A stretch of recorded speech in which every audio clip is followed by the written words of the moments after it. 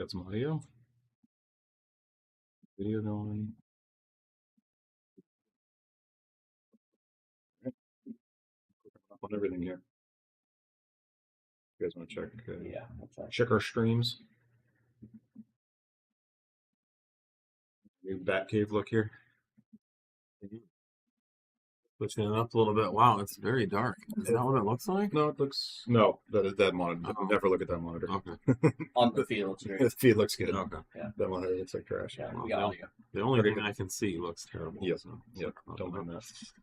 All right, welcome everybody to the 0340BS live chat. I'm Javon Chaudzi, and this is Nate Stewart. I feel like we have to talk quieter. No, it's because it's so dark and yeah. We're here to answer all your hot and burning questions about all things 034 and anything automotive that you'd like to know about. I'm happy to chime in on other topics as well, so don't hesitate to ask.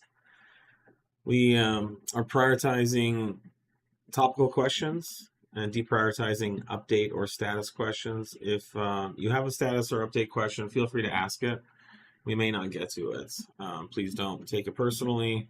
We are here to answer topical questions where we can give input on a lot of the when's this going to be done, or you guys have been working on that for 9 months. Why isn't it done? Like, we don't always have a good answer for that. It seems like the more we talk about it, the worse it makes it sometimes. Yep. So we're here to talk about what we know and what we can say things about. So yeah, let's get started. Yep. Someone says, the entire 034 catalog on my 8S survived 25 plus laps at the Nurburgring this summer, so I therefore grant you unofficial TUV approval. That's a lot of laps and a lot of miles at full, That's very full send. That's what we love to hear. That's how we develop our parts, to be able to do that. So thank you for going out there and using the parts, and so glad to hear you had a great experience. And thank you for the TUV approval. Someone's asking about iOS 26 widgets for displaying cool info from the 034 SPI app. Mm-hmm. That is something we're actually working on doing more of, is taking advantage of some of the iOS specific information displays. The widgets, it gets tricky on iOS for a bunch of unfortunately technical reasons. When you background an app and you get into those widget states, the things like the Bluetooth communication speeds, some of the refresh rates, and some other some of the nuance like network and device communication stuff can get a little weird. So we're balancing all that, but we're going to have some more stuff that'll pop up. We're going to also implement some more features that are going to kind of pester you if you background the app when you shouldn't be, like flashing a car. So there'll be some nannies like that that'll start yelling at you a little louder. Very cool. One says, you guys have a new look, new setup, much wow. Whoa, they got chair. Yes. They got chair. Yeah. We have chairs now. I'm not sure how I feel about sitting. I kind of like standing. Give my walk an extra hour of standing. Right. But yes, the marketing team wanted to give us a fresh new sit look. Us down, make us look more human. Yeah. I don't know what the overall goal was, but we're here for it. Yeah, I feel like I need some ketamine and like a huge joint, you know. Oh, do we need to go full like Joe Rogan? Rogan, Elon Musk, not Stern. Yeah. Let's see. No, I think somebody's playing with the light balance too, so you might be seeing us going in and out of darkness. Yeah, it is actually pretty dark in here. It's pretty dark in here. The feed's not too bad. Yeah, looks better. We get some weird reflections. We'll get it figured out. This is version 1 or 2.0 here. We'll get some more revisions coming. Can we get a racing thermostat for the 3.0T? The 3.0T has a ECU controlled thermostat. Well, water pump and to some extent thermostat controls through that already. It's going to depend on where's that question?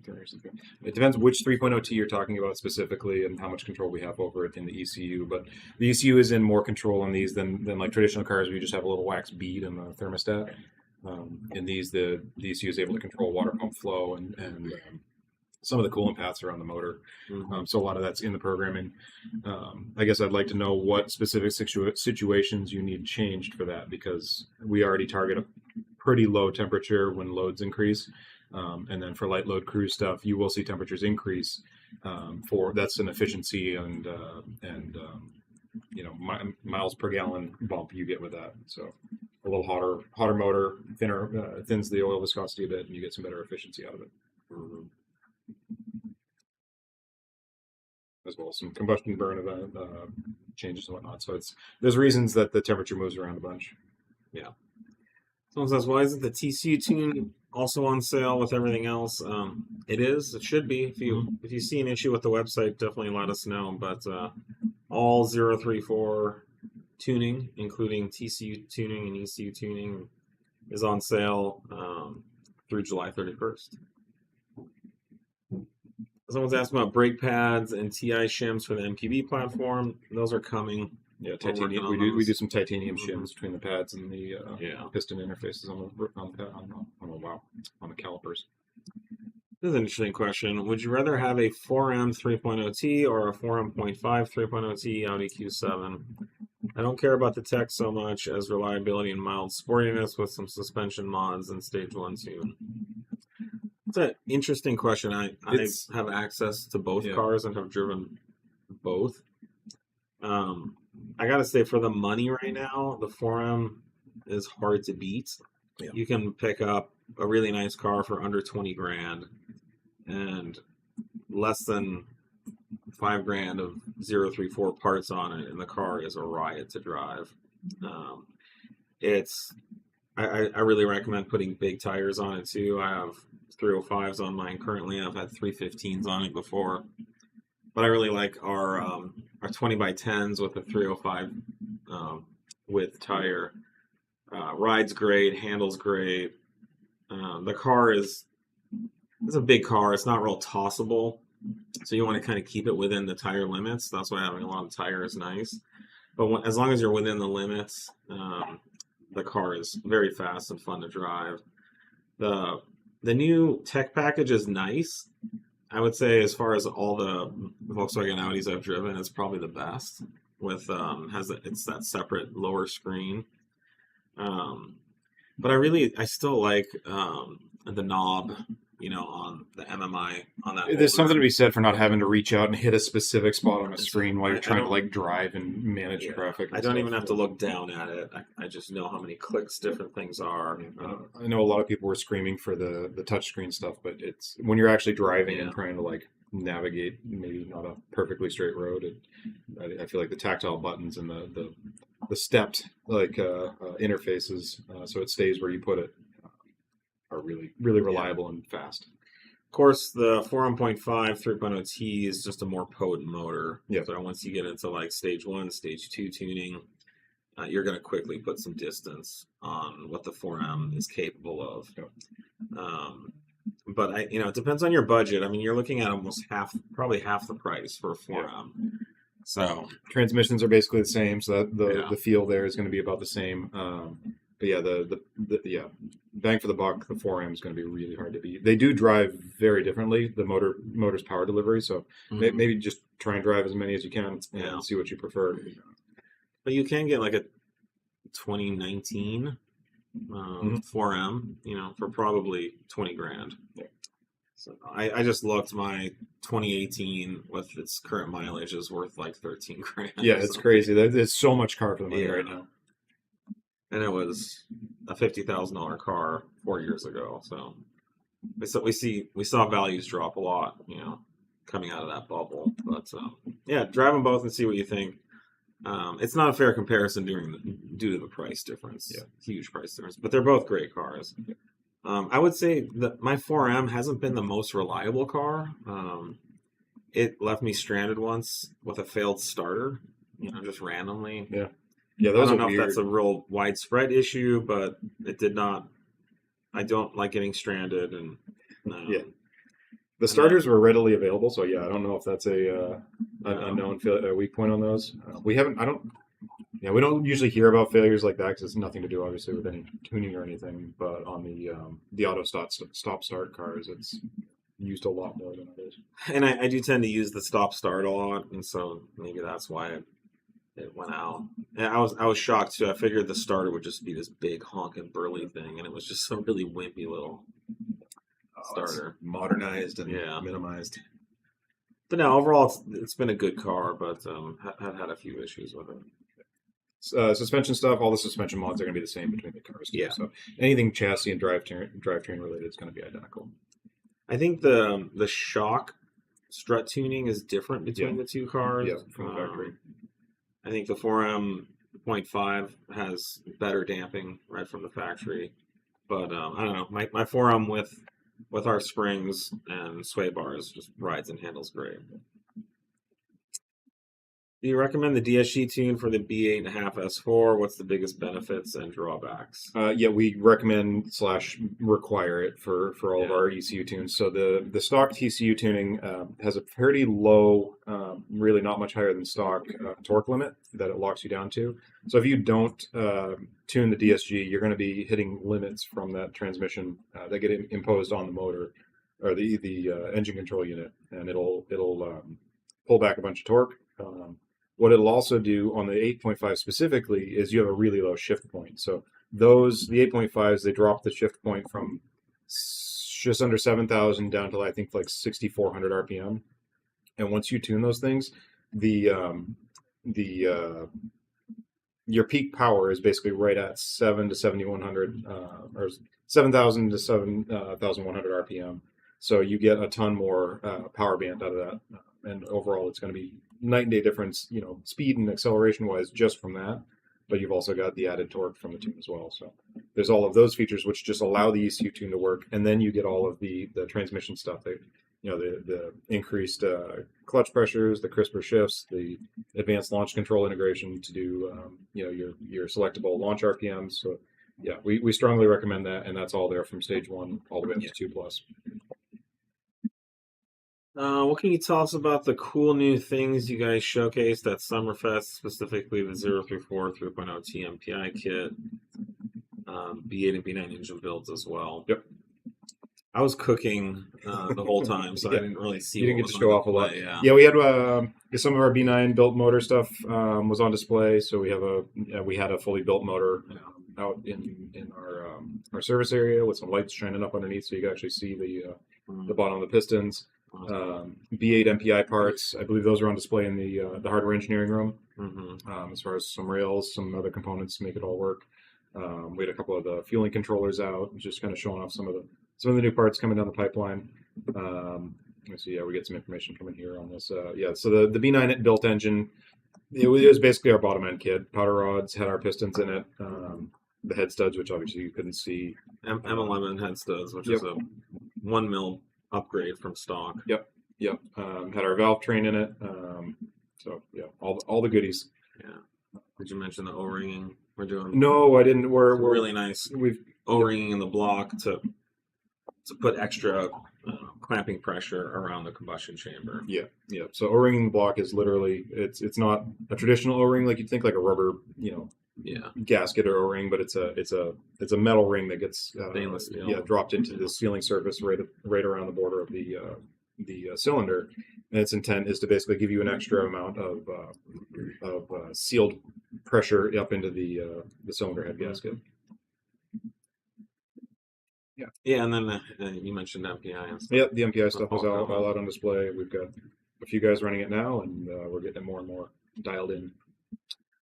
Someone says I look like a character from the movie Space Cowboys. I haven't heard that one. I'll have to check it out. I gotta see what that looks like, actually. Yeah. Been a hot minute since I saw that. Shout out to Kenji. He helped me rapidly on a B9 S4 Stage 1 Plus.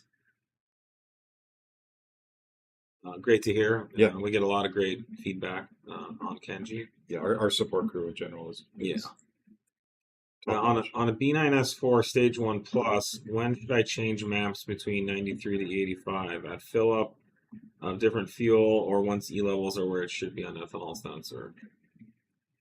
My experience is it doesn't matter. Just stay off of heavy load acceleration until you see the ethanol level either up or down from where it should be. Yeah, so if you're coming from a really dramatic change, like say you've got straight 91 in the tank, you run it all the way down to empty, you pump it full of some, E80 or E85, and it's a big swing in your ethanol content. If you leave it on 91, and you drive home or drive 10-15 miles, shut it off, go to restart it, it might be a little tougher to restart if you haven't flashed the ethanol map yet, if your content's way up and you haven't changed maps.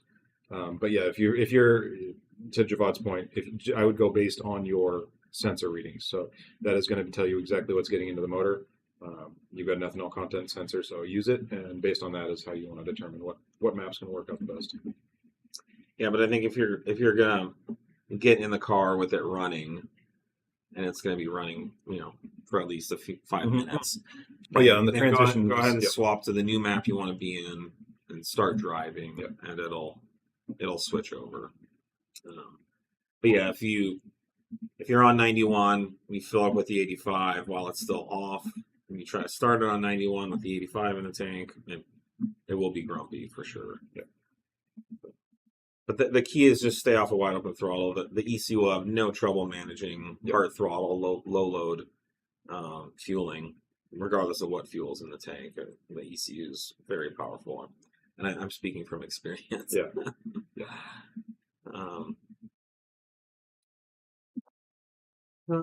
Could you go from stock to stage 2 with a downpipe and an intake? You could. We strongly recommend or require an intercooler. The intercooler is really needed if you're accelerating and putting, high loads on the motor, really getting the boost up. Can you putt around without an intercooler upgrade? Sure. Can you squirt through half a gear here and there and be fine with the stock intercooler? You can. Yeah, but we listed it as a required component for all the stage 2 stuff. There's no reason you should be going stage 2 without an intercooler or anything. That's not really a setup that makes any sense. Yeah, there'd be no reason to go to stage 2 with a stock intercooler. And for us, it's important that when we advertise what the power and numbers and performance of that tune is, and we cannot the main reason it's required is we cannot deliver those numbers and performance, those expectations we set. We cannot deliver that with the stock intercooler. Well, in some cases too, like depending on, I don't know what platform this is, they didn't say, but some intercooler dimensions and flow characteristics are extremely different too. Like a B9 S4 or B9 A4, they've got this like chopped down little intercooler. Yeah, it's tiny. And when you go to a much bigger setup, that pretty dramatically changes things. So it's a hardware component that we require and expect in there. And again, there's no reason not to have it in the loop. Some B8.5 Allroad love would be nice. I feel like, well, I don't know about not tuning, but we have a lot of. We get a lot of chassis stuff for it. Yeah. That motor and that it was a very short run in that motor, and unfortunately we get very little or very few requests. So it hasn't risen very high on our hit list. I have a 2022 S5 Stage 2 ECU and TCU. I'm not sure how or why, but over the last week, my shifts have felt way harder. I've had the tune for probably about 2 years. Is it something to be concerned about? It's going to be a hard one to quantify, way harder. Yeah. Check for codes, make sure everything's healthy there. Check that you don't have anything like a transmission fluid leak, the level maybe getting low or something like that. If you do, that'll certainly affect shift quality. The tunes themselves can't change over time, so they're checksummed and bit verified at every level. So there's no change that can happen there. If your mounts are getting weak, or you've got a torn or broken mount, that can certainly do it and change the feel of things. So chances are good it's something hardware related that you need to suss out. Yeah. I was asking about our MPI kit for the EA837 again. So we're not reinventing the wheel here. It's a set of billet aluminum fuel rails that allow another, a set of low pressure fuel injectors to be installed. Mm-hmm. And then we have a whole controller solution as well, which is actually much better than what Yeah, we've seen that's on the the real market. magic to make it all Yeah. work. The hardware's The hardware's- you gotta fit a Yeah. you gotta constrain space to fit some hardware in. So that's kind of just that's got some compromises that everybody has to play with. But the controller side of it, we have a lot, and the strategy behind the fueling, we have a lot more control over. Yeah. But we're getting close on that. So we're moving to manufacturing for most of those pieces. So yeah, stay tuned. I see you guys have an X pipe for the B9 S4. Would that work in the S5 as well? It does not fit in the S5 as a matter of like bolt-in, because the S5 it's a different exhaust. But we do have the front Res X pipes, the down pipes that come from the cats. I'm sure if you took our Res X to a muffler shop, they could probably install it if you really wanted to have one. But I don't think we'll be offering a bolt-in one for that application. What are the reliability disadvantages of tuning your Audi S4 B8 to stage 2? I mean, we talk about this. It's always a kind of a sliding scale of power to maintenance and potential wear on stuff. You're making a little more power. Stage 2 on a B8 S4, I'd say is pretty well within all of the OEM components, ability to reliably use it. I can't think of anything power related that would be or has been affected on those cars. As with anything, you're moving more air through the intercooler bricks. You get a little higher pressure differential across those. The intercooler bricks themselves are, kind of a maintenance item. Same thing with your the catalysts on those cars are just a maintenance item. The more you flow through them, the sooner you kind of wear through things. So it's just amount of airflow. I mean, it all depends how you drive it too. You can drive a stage 1 at 9/10 everywhere and put a lot more load on your motor than a stage 2 that someone's just driving casually with an occasional just squirt. So it's not an easy question to quantify without knowing kind of all of the ways it's being used, how it's being used, what octane you're on, what driving situations you're in. But no, it's an extremely reliable setup overall. It's what I would consider a pretty low strain set of mods. As long as you've got all your maintenance intact and your injectors and everything else are in good shape, I wouldn't hesitate at all. Would you recommend test pipes before upgrading pulleys on your CREC tunes? No, we're big proponents of stock factory cap. Yeah, those things perform quite well on all the B8's 3.0 T motors.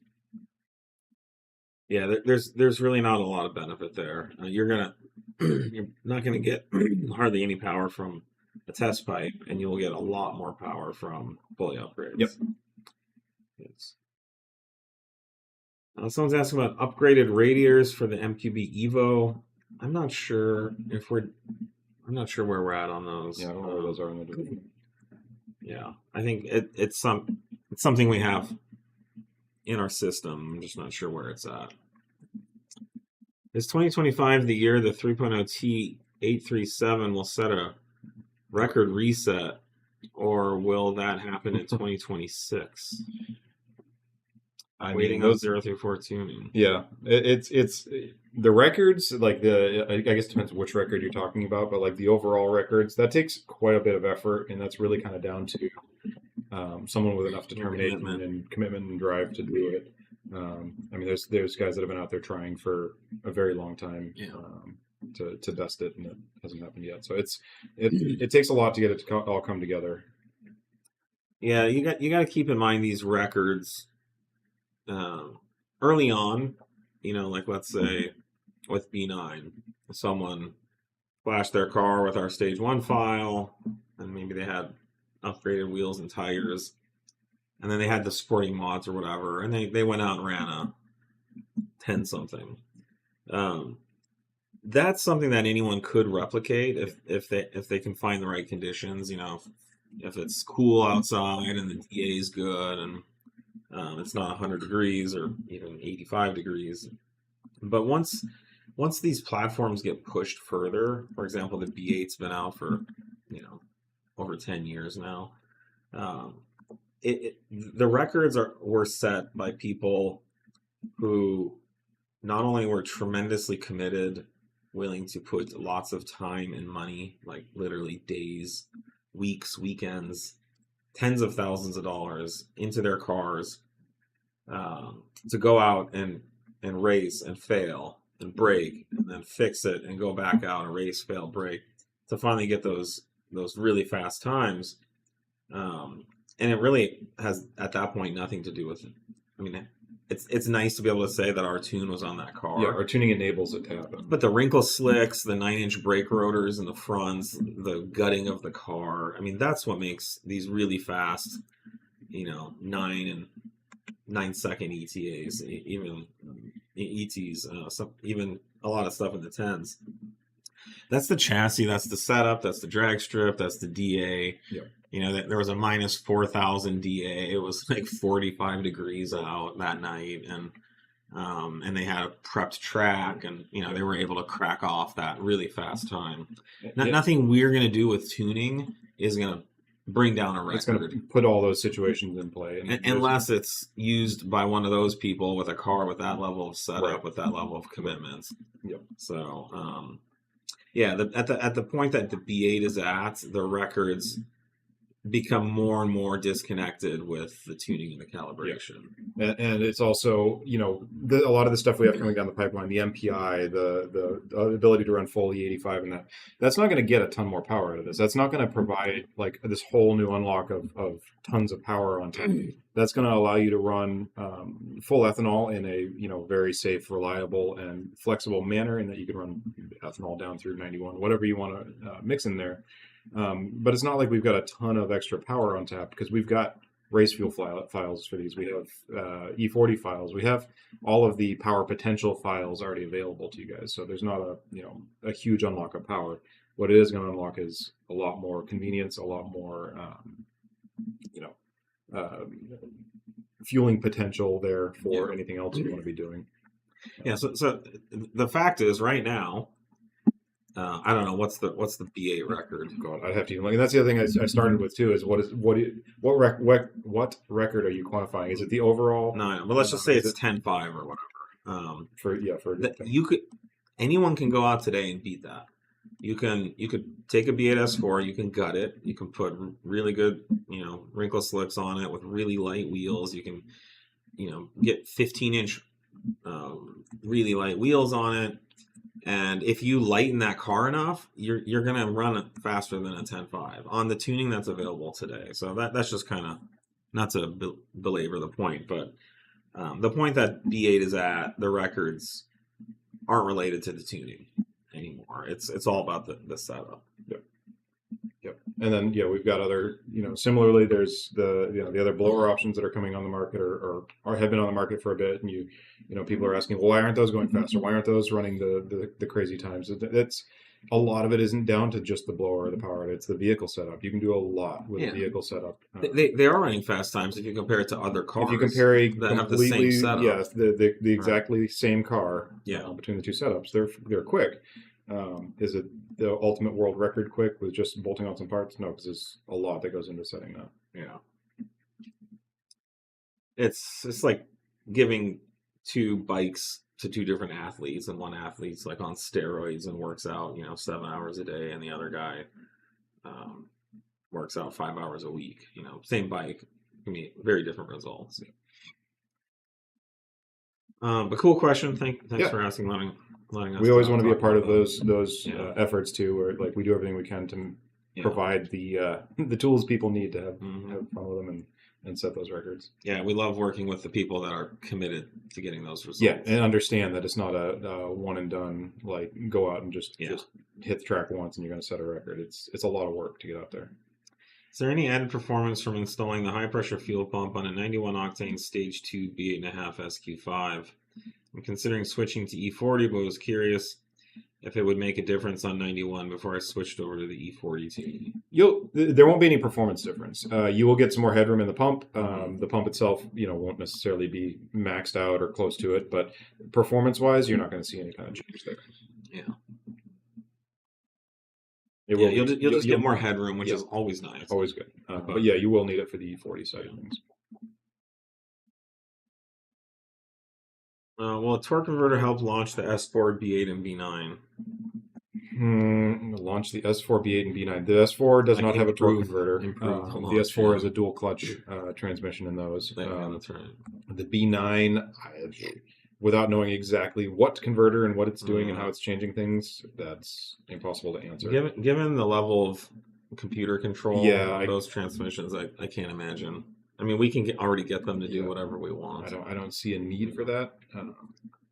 I won't be surprised if somebody comes out and tries to sell one to the market, you know, and they'll open it up and do something to it. Yep. But just, I mean, the last time we messed with that was in the B5 days, and it was a nightmare. The old just Tiptronic. We used an aftermarket torque converter and a Tiptronic transmission. And it's probably what the car needed at that time to hold the power, but yeah, that's a whole nother. Those transmissions had all their own problems. And we used to actually sell a lot of torque converters for the old RS6. Yep, which is the same Tiptronic. The C5 well, not the same, but it was a variant of the Tiptronic transmissions. Yep. I'm glad those days are over. These ZF8s are just they're a whole other league of reliability and capability. Yeah, and super reliable. This is a follow-up. Thank you for following up, sir. A couple weeks ago, someone was saying they wanted to get out of their B9 S4 and were asking us what we would buy with a $20,000 budget. Looks like they got a Mark A GTI SE manual transmission. Congrats on the new car. Those are great cars. Yeah. Asking, where should I spend the first $1,000 in mods? I know I'm not winning any drag races in Mexico with this thing. I mean, if you're looking for more power, then our Stage 1 Flash would definitely be the way to go. Yeah, and thankfully the Mark 8 clutch and flywheel setup is holding really well, with, especially like Stage 1 power levels, all the way with full 85 files as well. So yeah, if you want to focus more on handling, I would say our springs and front rear sway bar package. Yep. I would start with that. That's what I would do. Thousands, you could do. I mean, either of those options will transform how the car drives. Yep. Like, it'll be like a different car. Yeah. Do you want to carve up corners or get a little more straight line speed? But you're going to want to obviously budget more than $1,000 over time. Said the first 1,000. I like the first 1,000. If I only had 1,000. So yeah. I'm just setting an expectation. But either of those would be great mods and really make the car more fun to drive. Our 8V and AY RS3 components mostly the same. They're very similar. Audi didn't change much, given that it's still the MQB platform. It's just the evolution of it. So if you go on our website and you put in, both cars, you'll see there's a lot of overlap.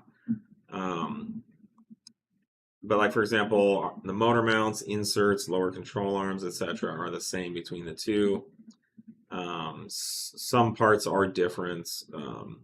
We've released new and different springs just because the cars are different enough. They don't have the same dampers between the two cars.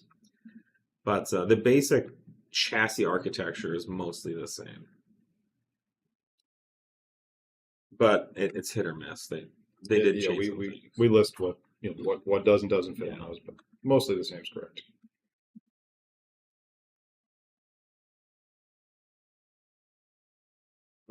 This is just a comment. I'm reading it. They say, just switched from Jackal to you guys, and it was mind-blowing. Great to hear. That's the kind of feedback we hear all the time, which is why we push hard to make sure the market knows that there is a better option. Yep. And that's what we're here to deliver. We're not here to sell some shitty thing and just get away with it. We're here to be the best. So glad to hear about your experience. Yeah, we put a lot of effort into trying to make the most refined and OEM like driving experience for all of our files. So that's hopefully showing through.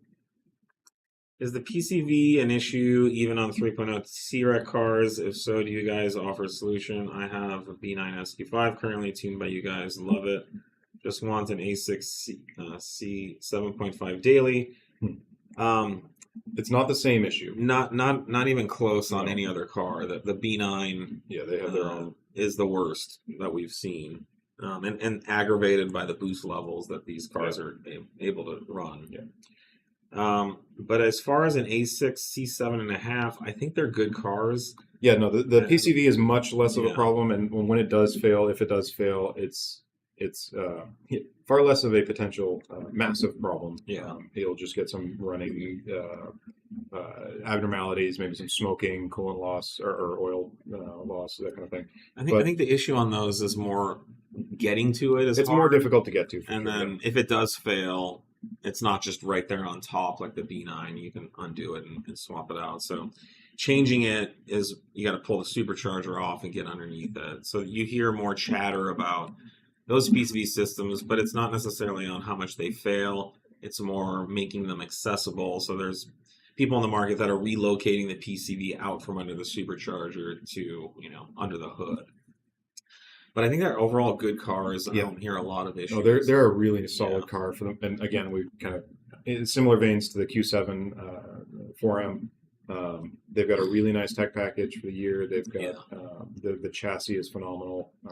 Transmissions are good. The A6 is really overlooked by the enthusiast market. There's obviously plenty of people tuning A6s, but I'm not in a good position to get one right now. But I would love to get one at some point because it's like Nate said, it's like an S4 but with typically better tech, more features. It's just bigger and roomier, but it's not that much bigger. And it's not really much heavier. It drives about the same. They've got more aluminum in the bodies than the B8s did, so they're not. It's not like bigger is heavier in every situation there. So that's a really nice platform, especially if you're a bigger guy or gal and you need more room for people in the back. Great option. The new A6s, the C8s, are really cool. They're all Do faulty O2 sensors on S4 B8.5 cause crappy fuel mileage and black smoke on wide open throttle? I'm running rich, logged, but can't figure out why. Change PCV as well, no codes. I would want to see the logs and see exactly what you're worried about there. Depending on what fuel you're running, it may just be some sitting at full throttle is pretty not abnormal necessarily. If you do have faulty O2s and you've got codes for them, that's going to throw all kinds of things off. Because if the ECU is trying to, like if you're clearing codes and then going to try and do some rips with some sketchy O2 sensors and they're not reading right, then your fueling's going to be way off. Once the ECU pops a code for the O2 sensors, generally it's going to be what we call open loop then, and relying on the base mapping and not going to be leaning on the O2 sensors for corrections. Which should be still very close in the fueling, but it's not. Obviously, the ECU has no idea where it really is. So, if you've got codes for them, get it fixed. And if you've got logs for it, talk with our tuning support crew, and they can help you out to figure if it's got some other underlying issue going on. Injectors can certainly, just as a tangent, if you haven't replaced the injectors, you've got old injectors, those can cause sooting. The spray patterns can deteriorate if they're breaking down and not performing quite up to par. The fuel has to atomize. If it doesn't atomize, it just won't burn, and then it will combust in the exhaust and creates. So if you got crusty old injectors that have like blocked nozzles or aren't giving you a clean spray pattern, you'll get droplets in the chamber, and those droplets will cause sooting very quickly. Audi A6 C7 auxiliary water pump with upgraded large heat exchanger. Does 034 stage 1 and 2 tunes have any effect on how it runs, or should the signal wire be modified to run constantly? A6 C7 auxiliary large. We do affect how it runs in that we will request more water pump activity than stock. Disconnecting the signal wire, which a lot of people do to turn them on all the time. You can still do that. It'll work just fine. So it's kind of up to you how you want to run it. You'll get a soft code for it, just like you would stock. But lots of people do that. It's totally up to you. We run it a lot more than stock already, so I don't know how much of a benefit you'll get. But you can run it either way, just like you would stock or otherwise. Do the 034 PCV hoses work with a 2019 A6? Or are you guys going to make a tune for the C8 A6? Oh my goodness, they snuck in a update request. PCV hoses do work on those. It's the same 3-liter motor. The tune for it, we are working on. It needs a little bit of polishing and finishing up because that's got a different transmission in that car. That's got a dual clutch. DQ3 So that's in the works still. This new live stream set is great and all, but I miss the thrill of seeing ankle and maybe even foot here and there. Please add foot Ankle cam. and foot. Yeah. That's like our original stream. I think we had a wide enough shot where you could see like our entire I feel like standing stance. But right now it's only been like Yeah. the torso shot, the bust. You may be interested in my new OnlyFans page, 03 Foot Motorsport. You might want to check that out. Spinning that up soon. 03 foot. Actually, 03 Foot would be better. Yeah. Can the B8.5 2013 DL501 handle Stage 2 Plus without an upgraded clutch E40 file? Absolutely, yeah. With good tuning, that transmission can hold quite a lot more torque than any of the Stage 1, 2, or 2 Plus files are putting down. So yes, not a problem at all there. So over here on the east... hold on, that's also B8.5. You've got a ZF8. Now that I'm thinking about the question fully, if you've got a Q5, you've got an automatic transmission in that. So yes, even so, that'll handle everything we got. So you're good. Over here on the East Coast, we have 94 octane. Are there tunes going to have like a revision for 94? You're going to East Coast, we have 94. No. We probably aren't going to do a 94 specific tune. The 93 is going to get you right there. I mean, there's going to be very little difference between what we would do for a 93 and a 94, if any. We've over the years tested 91 and 92 and 93 and 94, and the differences between 91 and 92 and 93 and 94 are really too small to require a new tune. Yeah. And the ECU can advance timing and provide more power benefits if there's any actual octane increase there. When it's such a small difference. So it's a 94 is one of those things that's not really available anywhere in any kind of mass deployment. So it's, you'll have some niche stations that'll carry it, but it's not something we can really know a lot of people are going to use. So and what 94 and what formulation. So it's not something we can easily target. This person seems a little confused. They said, "Are you guys still measuring dong sizes?" Dong sizes. Well, to be clear, we've never measured dong sizes. What I did do is I used an analogy of if a company sold a dick measuring device. So, yeah, no, I'm not. It's about the ruler. We've never measured dongs on this show. Sorry. But if you'd like to go back and watch the original, we have clipped it out. How can I mod my wife's 4M Q7 without her noticing? This is a good question. I mean, did you let her drive it with you in the passenger seat and open up the SPI app? It's all wireless, so nothing will change on the car. It's not going to pop up a message saying somebody's looking at your data. Yeah, I think you could. I think there's some opportunity in I misheard you. I heard log. I was like, data logging is easy. Mod. That's going to be a little different. I'm rereading the question. So you could do it under the guise of, hey, the car's got an issue. I'm gonna get it fixed for you. You don't have to worry about it, honey. I'm here to take care of you, and I will do that. And then you could also use the opportunity that you're going to make her car safer. And when it comes down to it, it could be better braking, better handling suspension, more responsive steering, and the ability to accelerate away from danger more quickly. Getting out of the danger zones. Yeah, so women, don't cancel me. And this is just based on my experience. They love being taken care of, and they love being safe. So that's your opportunity right there. And on that note too, there are a lot of legitimate options for replacing worn factory parts or potential issue factory parts, like the supercharger clutch on those is a failure point. We offer a fixed clutch option, which you'll need a tune for to make that all work and make the car more reliable. Motor mounts are a thing. To Joette's point, a lot of the suspension stuff will age out, so why not replace it with something that costs less than the OEM options and performs better. So all kinds of good stuff you can do there that are very legitimate upgrade paths.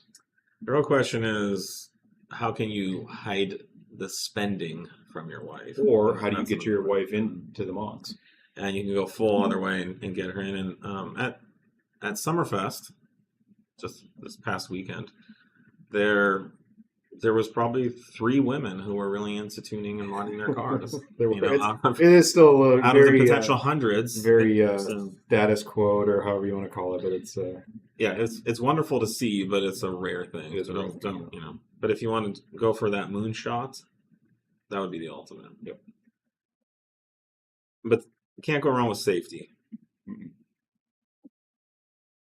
Well, a stage 1 tune for the A5 B9 2.0 T bring it any closer to an S5 convertible, or at least an SQ5 stock. I have the SQ5 with stage 1, but want to have some more fun with the convertible. Yeah, no, Yeah. It'll get really close, if not surpass, like a stock 3.0 T. Yeah, and you'll be shocked at just look at some of our like draggy times or performance metrics that we'll post, and you can kind of see where that lands compared to what else you're looking at. So. It's not necessarily going to give that effortless low end grunt that the bigger motor has. That kind of like just from 2,000 RPM, that response. Yeah, it's not going to replace a supercharger and it's like instant torque. It's just not going to feel as smooth as the V6. As Tanza, my partner, likes to say, when she drives a 4-cylinder, she's like, it's a real shitter. Shitter. Yeah, she's like, it drives like a real shitter because it's just the 4-cylinders are just thrashy. Yeah, they're not as inherently smooth. No, as but the bigger motors. But as far as power and acceleration, it'll do it. So you're just gonna have to, use the revs more and use your right foot more enthusiastically. Yep. With the MPI you said was coming out soon, are the tunes going to be flex fuel, or will they have a reflash, or will we have to reflash the car if we want to move from E85 to pump gas? In those situations, I'm assuming you're referring to the B8 flex fuel or MPI solution. Those will support flex fuel out of the box, and will be part of the solution. So you'll have a sensor that gets installed with the MPI kit, and that's all part of the kit. So yes, it'll enable you to run flex fuel at that point, or run in a flex fuel fashion. So it'll have a 91 through E85 file. But to be clear, the MPI fueling kit doesn't have anything to do with flex fuel. The flex fuel is the ECU's ability. It's only just that the controller that we're using for the MPI also has the input for the flex fuel sensor, and then that gets pumped to the stock ECU, and that the stock ECU is completely in control of the flex side of things. So it's accounting for the fuel density or the stoichiometric changes, the timing changes, the load, all that. Yeah, the flex fuel is a tuning calibration feature. Yep. And it's supported by the hardware. Yep. The hardware gives you the options to go all up and down.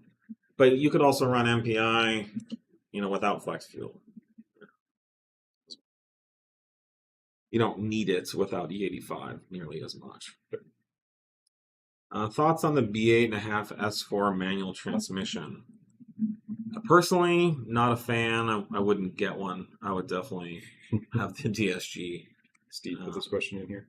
Yeah, the DSGs are really good in those. Yeah. And honestly, it's personally. Yeah, people tend to try and bag on the DSG stuff, like, oh, it's got mech unit issues, it's got this or that. You can't mod a B8 S4 without doing a full clutch and flywheel job typically. So your guaranteed barrier to entry or cost of entry on a manual trans car is going to be, generally a couple grand, $2-3 if you're paying someone to do it, versus a DSG flash. So it's not a necessarily inherently more expensive or more costly transmission to own or maintain. With that said, if you like manual transmissions and you want to drive a car with a manual transmission, it's a great option. Yeah, and they're good transmissions too. Yeah. I mean, they shift well. They're a nice driving transmission. But he was actually asking there if we liked them or not. But I would always steer towards the DSG in my preferences. Yeah, and I love driving manual transmission cars, but if you got a really good option for a DSG in that car, I'll go that way. Why don't you have a system for Porsche We don't currently offer any calibrations for Porsche. However, we are working on that. A lot of the Porsches are just Audi drivetrains. Yep. Controllers. It's a VAG product in Porsche clothing for the most part for a lot of the more common platforms. So we're going through a validation process to validate and update our tunes to fit on those Porsche models like the Macan. Yeah, there'll be some 2-liter offerings coming. There'll be some some 4.0 T stuff coming down the line, and the 2.9. The 2.9 stuff crosses a lot of the stuff. Yep. So there's a lot of crossover that's basically almost directly the same as the Audi or Volkswagen offerings. Yeah, if you have one of those cars, hit us up. You want to work with us, let us know. Yep. We are looking for beta testers and people who want to get involved. Yep. And our flashing tech, our server stuff can all handle all that. We've tested and flashed all those cars, so that's already fully supported. Do the B9 RS5 2.9s have a dry sump oil system? Does it need it for track work? They don't have a dry sump system. They do have a very competent oiling system though. I don't think we've had any oil pressure issues on that car or any of the B9 platforms. So they're a wet sump, but it's a well baffled and seemingly well controlled setup. We haven't seen the need yet for a dry sump setup or any kind of mods there.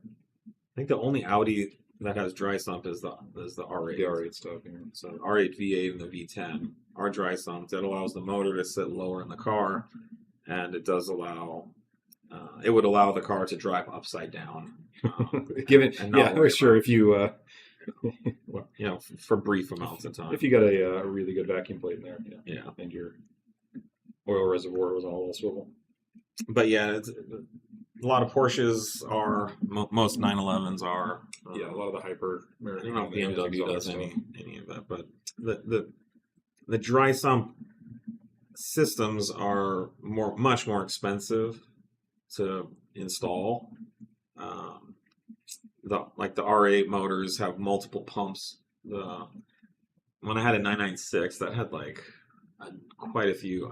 I'm not going to say a number, but I want to say 5 or plus oil pumps.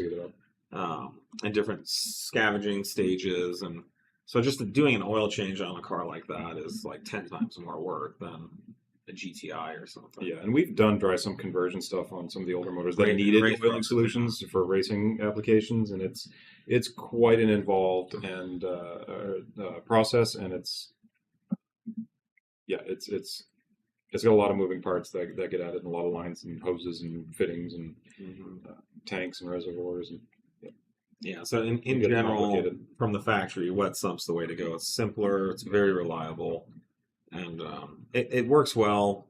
Like Nate said, the B9 systems have been working great on track. At some point, they will hit their limits when G-forces get past a certain limit. That's when when you're pulling 2+ Gs in a corner, the oil is just like this, inside the motor, and so that wet pickup and the sump just starves. Yeah, if you want to see kind of some of the forces, it gets pretty neat. You can watch some OEMs do full G-loading rig simulations on drivetrains. So they'll have a whole drivetrain that's simulating, say, the Nurburgring, and they'll be throwing the motor up, down, sideways to simulate the G-forces on the motor. So you can just envision the fluid inside that motor and what it's doing. Those loads. You can, this is 0 G's lateral. This is 1 G lateral. It'll be a 45-degree tilt. The closer you go, but 2 G's is something like this, So it's the oil is no longer sitting in the pan. It's up on the side of the block. All right. We're running a little bit. We're getting low on time. We get a lot of questions here, so sorry. We're going to get to all of them. B9A4, one of your support guys convinced me to get your control arm kit with my lowering springs purchase. Excited to install those already on your Stage 1 E85. Can't wait for Stage 3. Pretty fun car. That's great to hear. They're great cars. We love those cars. We've got a lot of stuff coming for them too. But the tuning on those has been fantastic. The control arms work out really well on those for getting your camber dialed back in once they're lowered. I don't know what other mods you've got on there, but yeah, we've got all kinds of stuff to make that a really, fun and tossable car. They're really underrated, I feel like, from the factory too. They are. Yeah. That engine and transmission combo works out really well, especially when it's tuned. Yeah, no, from one of the marketing guys, the B9 A4 tune has been one of our top selling tunes recently. So great to see those tunes getting out there. Lots of positive responses in the groups. Yeah, everyone seems to love it. So great. That's why we always say that's what we're here to do. Yep. If I buy the S34 in-suction bundle, S34 with in-suction bundle for Mark 8. Will that negate the need for the turbo muffler delete, or is the turbo muffler delete not touched by the in-suction bundle? No, the turbo muffler delete is sold separately because it's not on the in-suction side. That's the out-suction side. It's the out-blowtion side. Yeah, the in-suction bundle, as the name implies, is for the sucking side of things. So. Yeah, you can pick up the muffler delete separately. You can also, if you go to that product page for the in-suction bundle, it will clearly show you what's included on the website. Yep. What temperatures are too high for intakes on a B8.5 stage 2, and the best way to keep air intakes low? So B8.5 3-liter stage 2 intake temps too high. Anything, I mean, the lower is always better. Too high, we really start pulling power back. Around 80 C is when things will generally start rapidly derating. But before that, they're always derating from a given point down towards that as well. So generally, lower is always going to be better. It's not like it's the same and then hits 80 C and falls off a cliff. You're getting this degradation in available timing and fueling compensations have to change. And then once it gets to 80, we really have to start pulling back airflow and other things. So it does drop off more dramatically, but there are reductions prior to that. Best way to keep the air temps low, keep your pulley ratios reasonable for what you're looking to do. The lower the pulley ratio you can run for your desires, the better. Intercooler bricks, intercooler upgrades. Make sure you've got a nice heat exchanger on there. Your water pumps, your intercooler water pump is working appropriately. There are some upgraded ones too if you want even more flow. Not a bad idea. Not a bad idea on those. So yeah, the cooler the better. An intake on the inlet will also help because that will help. It's a more efficient, higher flowing intake. It improves the efficiency of the supercharger. Yeah, the supercharger efficiency will go up for the given pressures. Yeah, the more the supercharger has to suck on the inlet side, the more it has to work to blow on the outlet side. And the more pulley you need to run to hit a certain power level. Yeah. So you can get X amount of boost, but you've got to spin the supercharger faster to get there. Yeah, it's like running uphill for the supercharger. Yep, the less restriction, the better on that end. Following up on that, what tune do you guys recommend for a 179 single pulley with all the supporting mods? I want something mild for consistency across laps. Very good idea, very good strategy. Yeah, I mean, a 179 pulley will just put you into our stage 2 file, and lots of people are out there lapping with that. Again, supporting mods, you want the same thing we just said: intake and intercooler bricks. Make sure those are in good order, and you'll be in good shape. And obviously, intercooler heat exchanger will be needed. Thank you for your input on the earlier questions. Is there a way to test and check the PCV issue before buying an A6 C7.5? Also, do you offer relocation kit or solutions? Team 034 Rocket. I don't know of a good, unless it's throwing codes for it, or you get you're able to spend enough time in it to kind of get a handle on things. But I don't know of a good way that's going to be like. I mean, if you can get the hose out. Well, those are the 3-liter. It's under the supercharger. There's no hose. It's a little. I don't know. The way these PCV hoses work is air should only flow one direction, not the other. If it flows both directions, and it's not supposed to, then obviously the check valve has gone bad. Yeah. I'm not familiar enough with the A6 myself to know which thing you could suck or blow on. You can't really because it's all kind of integrated underneath the supercharger. So, they tend to fail in ways that aren't super externally visible on that setup. So unfortunately, it's not a real easy ones. I mean, they can fail extremely where you start getting intermixed, coolant and oil because they all go up through that housing. So there's certainly signs that you got oil in the coolant and that kind of thing. That's a surefire way things are going sideways. Yeah. But it's kind of one of those things. It's not that they're not that expensive. There's a bunch of other stuff you probably should be looking at with any used car anyway. So it's kind of while you're in there, just kind of plan on it if the car's got any kind of mileage on it. Yeah, in general, I wouldn't say the PCV should be a deal breaker on a car. I mean, it's not that expensive. It's one of these things. Every car is going to need maintenance. Every car is going to need something. So I wouldn't be scared of it per se. Yeah, there's much worse things to worry about. Yep. And removing those superchargers is not a very scary ordeal either. If you've got some basic basic aptitude and basic tools, they don't need anything crazy. Yeah, well, I think we're out. We're friends. Actually, so yeah.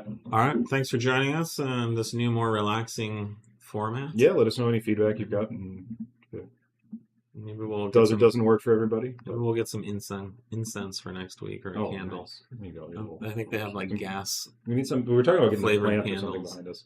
Oh yeah. All right. I guess. Fern. See you guys. Yeah.